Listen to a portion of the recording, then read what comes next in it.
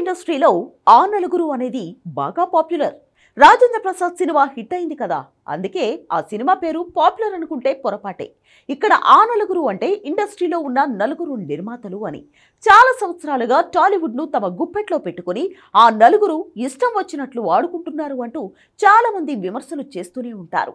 ముఖ్యంగా నట్టి కుమార్ లాంటి నిర్మాతలైతే ఏకంగా పేర్లు చెప్పి మరీ విమర్శిస్తూ ఉంటారు. చాలా మందికి ఇప్పటికి కూడా ఆ నలుగురు అంటే ఎవరూ క్లారిటీ లేదు. కానీ ఇండస్ట్రీలో వినిపించే సమాచారం ప్రకారం ఆ నలుగురు అగ్ర నిర్మాతలు దిల్ రాజు, అల్లు అరవింద్, సురేష్ బాబు, ఏషియన్ సునీల్. తెలంగాణ, ఆంధ్రప్రదేశ్లోని మేజర్ థియేటర్స్ అని ఆ నలుగురి చేతిలోనే ఉంటాయి.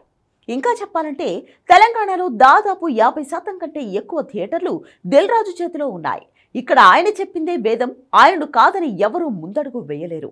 ఆయనకు తోడు సురేష్ బాబు, అల్లు అరవింద్, సునీల్ కూడా అండగా ఉన్నారు. వీళ్ల నలుగురి కంట్రోల్లోనే తెలుగు రాష్ట్రాల్లోని దాదాపు 70% థియేటర్లు ఉన్నాయి. సరిగ్గా ఇలాంటి సమయంలో సింగిల్ స్క్రీన్స్ లో పెద్ద సినిమాలు కూడా ఎగ్జిబిటర్లకు షేర్ ఇవ్వాలి అనే వివాదం మొదలైంది. ఇన్ని రోజులు గుర్తుకురాని ఈ షేరింగ్ ప్రాసెస్ కరెక్ట్ గా పవన్ కళ్యాణ్ సినిమా విడుదలయ్యే ముందు ఎందుకు గుర్తుకొచ్చింది అనేది చాలా మంది అడుగుతున్న ప్రశ్న.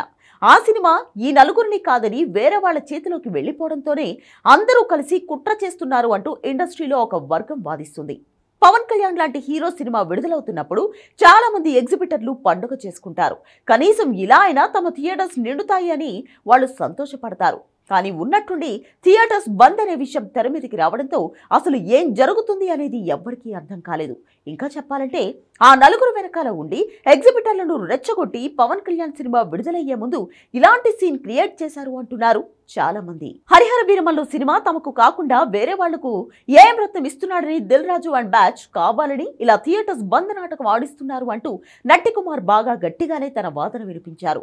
ఒకవేళ రేపు వీరమల్లు సినిమా వీళ్ల చేతిలోకి వచ్చింది అంటే ఈ బంద్ ఉండదు, ఇబ్బందులు కూడా ఉండవు అంటూ చెప్పుకొచ్చాడు ఆయన. నట్టి చెప్పాడని కాదు, కానీ ఆయన చెప్పినట్లుగానే ఇప్పుడు థియేటర్స్ బంద్ విషయం సాల్వ్ అయిపోయింది. హరిహర వీరమల్లు సినిమా ఆ నలుగురు చేతిలోకి వెళ్లినట్లు తెలుస్తోంది.